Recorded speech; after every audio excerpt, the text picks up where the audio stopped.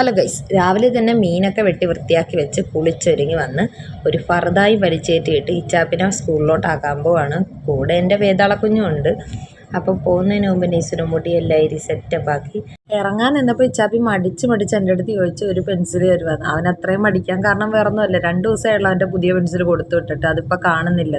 എന്നും പറഞ്ഞു കൊടുക്കുന്ന പോലെ തന്നെ പെൻസിൽ കൊടുത്തിട്ട് ഞാൻ പറഞ്ഞു ഇതെങ്കിലും നീ തിരിച്ച് കൊണ്ടുവന്നേടാന്ന്. ആ പെൻസിലിന് എന്നെ കാണാൻ ആഗ്രഹമുണ്ട്, തിരിച്ച് സ്കൂളിൽ നിന്ന് വരും. അങ്ങനെ പോകുന്ന വഴിക്കാണ് ഓർത്തത് ഇച്ചാപ്പിക്കുട്ടിന് ഇന്ന് മാസ്ക് വെച്ചുകൊണ്ട് പോകണമെന്ന്. അങ്ങനെയൊക്കെയാണ് ഞങ്ങളെ സ്കൂളിൻ്റെ പുറകിൽ ഇറക്കിയിട്ട് മാസ്ക് വാങ്ങിക്കാൻ പോയി. അങ്ങനെ അവന് മാസ്ക് ഒക്കെ വാങ്ങിച്ച് അവനെ സ്കൂളിലോട്ടാക്കിയിട്ട് ഞാനും നെയ്സും ഇറങ്ങി. എനിക്ക് അങ്ങനെ വീട്ടിലോട്ടാക്കി തന്നിട്ട് പോയി. വീട്ടിൽ വന്ന് പിന്നെ ഞാൻ ഒരു മോരുചാറ് വെച്ച് അതൊക്കെ താളിച്ച് വെച്ചിട്ട് ഫുഡ് കഴിക്കാതെ പോയി. എനിക്ക് ചെറുതായിട്ട് തല ഇറങ്ങുന്നുണ്ടായിരുന്നു. അങ്ങനെ വന്ന് നെയ്സും ഞാനും കൂടെ ഇരുന്ന് ഫുഡൊക്കെ കഴിച്ച് അങ്ങനെ പേരെല്ലാം ഒതുക്കി. മീനൊക്കെ വെട്ടിയൊക്കെ കറി വെച്ചിട്ടുണ്ടായിരുന്നു, അതൊന്നും വീഡിയോ എടുക്കാൻ പറ്റിയില്ല. അടുക്കള ഒതുക്കൽ കഴിഞ്ഞ് ഇനി പെര തുടക്കലാണ് അടുത്ത പണി. അപ്പം അതിനിറങ്ങിയപ്പോഴത്തേക്കും നെയ്സ് ഓരോ സൈഡിൽ കൂടെ എൻ്റെ പുറകെ വരുന്നുണ്ട്. വെള്ളത്തിൽ തെന്നി വീഴുന്നതുകൊണ്ട് ഞാൻ അവളെ ഒരു കസേര ഇട്ട് അതിൻ്റെ അകത്ത് ഇരുത്തി. അതിന് ഭയങ്കര കൂപ്പും ബഹളമൊക്കെ ആയിരുന്നു. പിന്നെ കുറച്ച് ബിസ്ക്കറ്റും കൊടുത്തിരുത്തിയപ്പോഴാണ് അവളൊന്ന് ഒതുങ്ങിയത്.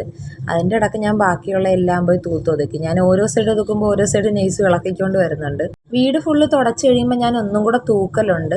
അപ്പോൾ അവിടെ എവിടെയെങ്കിലുമൊക്കെ പൊടിയൊക്കെ ഇരിപ്പുണ്ടെങ്കിൽ അതും കൂടെ ഒരുക്കണ്ട. ഇതൊക്കെ തൂത്ത് കഴിഞ്ഞപ്പോൾ ഓരോ സൈഡിൽ നിന്നൊക്കെ വന്നതാണ്. ഇതിൻ്റെ ഇടയ്ക്ക് നെയ്സ് കസേരയിൽ നിന്ന് എണീറ്റ് പോയി അടുത്ത കുരുത്തക്കേട് എന്താക്കെ ഒപ്പിക്കുന്നുണ്ടായിരുന്നു. കുറേ പാത്രമൊക്കെ എടുത്ത് എറിയുന്ന ഒച്ചയൊക്കെ എനിക്ക് കേൾക്കാം. അത് കഴിഞ്ഞപ്പോൾ ഉണ്ടടാ അതേ ഈ ടേബിളൊക്കെ അവൾ ഓരോ സാധനം കൊണ്ടുവന്നിട്ട് പിന്നെ അതെല്ലാം നീറ്റാക്കി വെച്ച് മുറ്റമൊക്കെ തൂത്ത് ഉണങ്ങിയ തുണിയെല്ലാം എടുത്ത് അകത്തിട്ട് എന്നിട്ട് നെയ്സുമോളെ ഒന്ന് മേലൊഴിച്ച് കൊണ്ടുവന്ന് പിന്നെ പാത്രമൊക്കെ എടുത്ത് ടേബിളിൻ്റെ പുറത്തോട്ട് വെച്ച് ഞങ്ങൾ ഫുഡൊക്കെ കഴിച്ച് ഒന്ന് കിടന്നുറങ്ങി. എണീറ്റ് 3:30 ആയപ്പോൾ ഇച്ചാപ്പിനെ വിളിക്കാൻ പോകണം. അപ്പോൾ അവനുള്ള പാലൊക്കെ കാച്ചി വെച്ചിട്ടാണ് വിളിക്കാൻ പോയത്. അപ്പോഴത്തേക്കും തണുക്കുമല്ലോ.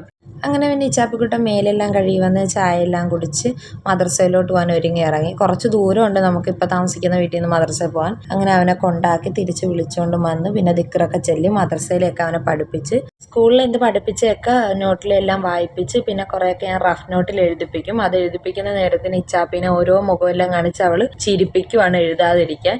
അതെല്ലാം കഴിഞ്ഞ് 2 പേർക്കും കുറച്ച് മാഗി ഉണ്ടാക്കി കൊടുത്തു. അപ്പോൾ ഇത്രയേ ഉള്ളൂ ഇന്നത്തെ വീഡിയോ. എല്ലാവർക്കും ചാനൽ ഇഷ്ടപ്പെട്ടാൽ സബ്സ്ക്രൈബ് ചെയ്യണം. ടാറ്റാ.